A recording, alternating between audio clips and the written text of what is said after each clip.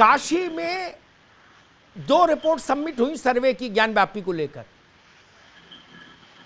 दोनों रिपोर्ट्स में उस परिसर में हिंदू मंदिर में पाए जाने वाले प्रतीक चिन्हों की बहुतायत का उल्लेख है।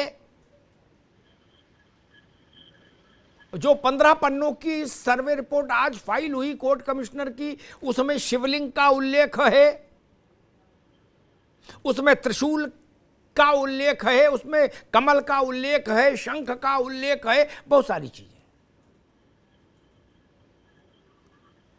तो जो लोग ये कह रहे थे कि ये तो बखेड़ा खड़ा कर दिया और चीजें वहां कुछ है ही नहीं, वहां तो शुरुआत से ही मस्जिद है, जिस रिपोर्ट में सब शामिल थे, मुस्लिम पक्ष भी, हिंदू पक्ष भी और कोर्ट के द्वारा नामित किए गए अधिकारी भी, वो रिपोर्ट अगर ये कह रही है, तब जो लोग अभी तक ऐसा प्रचार कर रहे थे वो लोग तो कटघरे में खड़े हो जाएंगे। रोहित जी,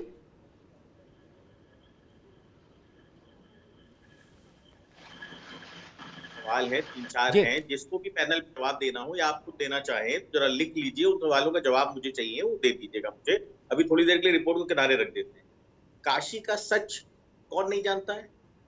और जब से इस पैनल में जितने लोग बैठे हैं सबने होश संभाला है, तब से कौन नहीं जानता है? या उसके दादा नहीं जानते थे या उसके दादा के दादा नहीं जानते थे? और काशी छोड़िए, काबा का सच कौन नहीं जानता है जी?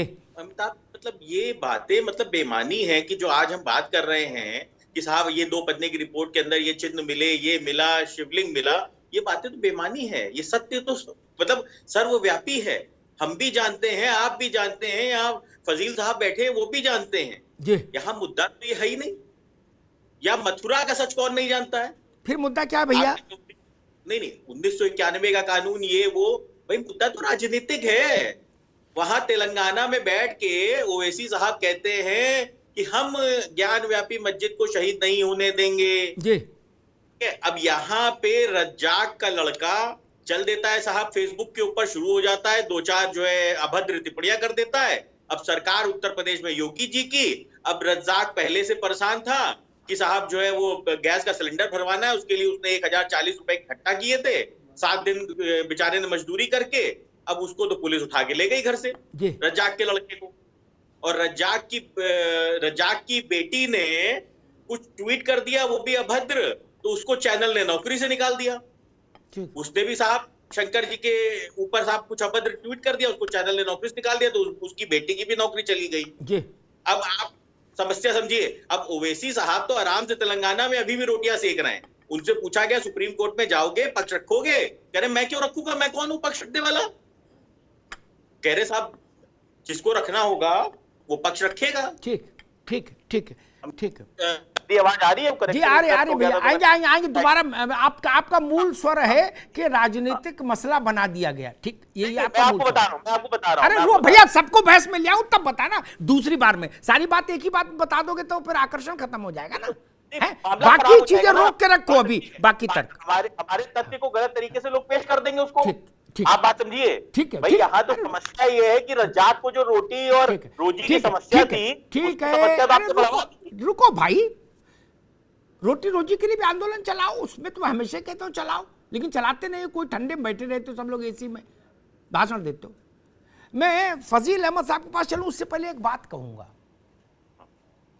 मुझे इस बात पर सख्त आपत्ति है जो बात रोहित जी ने कही कि वहां सरकार है योगी जी की, इसलिए गिरफ्तारी होगी। योगी नहीं, मैं तो कहता हूं अखिलेश यादव, मायावती, किसी की सरकार होती गिरफ्तारी होनी चाहिए थी। इतनी हिमाकत करेंगे आप?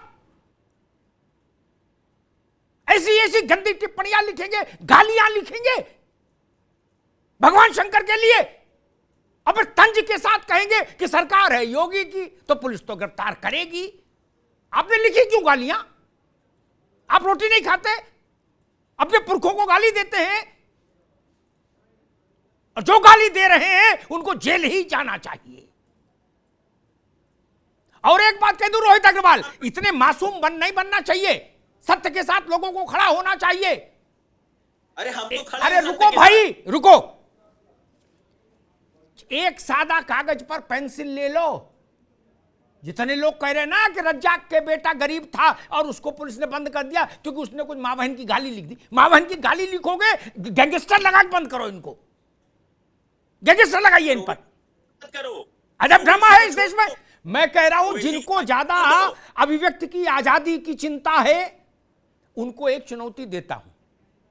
एक A4 साइज का कागज लीजिए अपने पास से, नहीं हो तो हमसे ले जाइए। एक पेंसिल लीजिए और कुछ रेखाएं खींच के किसी का चित्र बनाने की कोशिश भर कर दीजिए।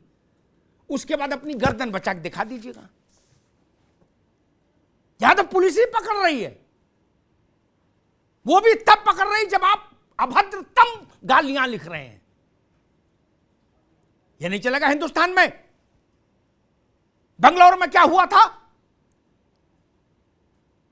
आधा बंगलौर जलाने की कोशिश क्यों हुई थी? दुनिया के और मुल्कों में क्या हुआ यहां जान देंगे सब लोग। पंजाब और हरियाणा में केवल एक ही मजहब में समस्या नहीं, समस्या और मजहबों में भी।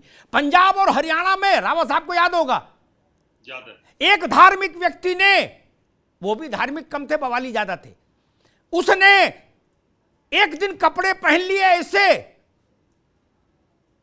जो सिख धर्म के एक गुरु से मिलते थे।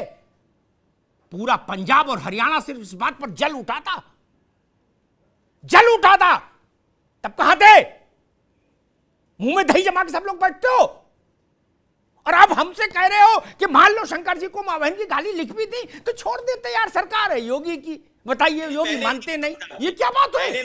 गाली लिख दी तो आप छोड़ दीजिए। ना ना ना ना, योगी जी की सरकार नहीं, किसी की सरकार हो कठोरतम दंड सुनिश्चित करिए। और मैं तो कहता हूं ईश निंदा का कानून लाइए, ईश निंदा का कानून भारत में लागू करिए, क्योंकि यहां लोग अभद्र हो गए। राघवेंद्र जी, यही प्रश्न आपसे। 2 डेवलपमेंट आज हुए, एक रिपोर्ट सबमिट हुई सर्वे की, वो सर्वे जिसमें दोनों पक्षों के प्रतिनिधि और कोर्ट द्वारा नामित लोग रहे, ठीक, एक पक्षीय नहीं वो, और दूसरा मथुरा का जिला अदालत का मामला। क्योंकि अभी तक हम लोग जो समझ रहे थे उसमें यही बात कही जा रही थी कि 1991 का पूजा स्थल कानून इस बात पर प्रतिबंध लगाता है कि काशी और मथुरा किसी की बात की जाए। अभी भी हम नोमानी साहब को सुन रहे थे, तो जो इमाम है वहाँ ज्ञानवापी मस्जिद में, वो कह रहे थे कि ये तो है ही मामला गैर कानूनी, उठ ही नहीं सकती बात काशी मथुरा की 91 के कानून के तहत। लेकिन अदालत ने कहा कि वो कानून मथुरा के मौजूदा वाद में लागू नहीं। राघवेंद्र जी, देखिए अमिताभ जी, ये तो बहुत बुरा है। वास्तविकता ये है, प्लेसेस ऑफ वर्शिप एक्ट 1991 जी, ये 100 वर्ष से जितनी भी पुरानी इमारतें हैं, चाहे ऐतिहासिक इमारत हो, निर्माण हो, गुफा हो, शिलालेख हो, इस पर ये जो प्लेसेस ऑफ वर्शिप एक्ट 1991 लागू ही नहीं होता है, आर्टिकल 4 सेक्शन 3 के अंतर्गत। तो इसमें ये जो प्लेसेस ऑफ वर्शिप एक्ट उठा के रख दीजिए किनारे।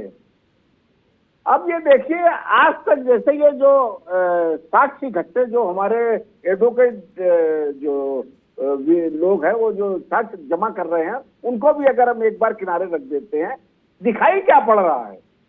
ये लोग खुलेआम आंखों में धूल झोंकने का काम कर रहे हैं। एक बात कहूं, भारत में नहीं, दुनिया में कानून आंखों से नहीं चलता। कानून की अपनी सीमा है, मुश्किल है, अच्छी बुरी कुछ भी मानो, उसे कागज चाहिए। अयोध्या में भी दिखाई तो सब पड़ रहा था, लेकिन फिर भी 130 साल लगे ना। अदालत में 130 साल लग गए बाबू, दिखाई तो सब पड़ रहा था।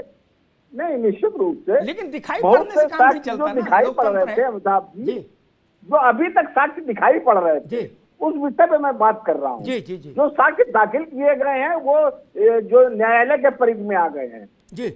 क्या ये बताइए, जो नंदी का मुंह है मस्जिद की तरफ नहीं है, वो चीख चीख के कह रहा है कि शिवलिंग वहां पर है। जो मंदिर की पिछली दीवार है, वो मस्जिद की पिछली दीवार है, वो मंदिर की दीवार में बना हुआ है।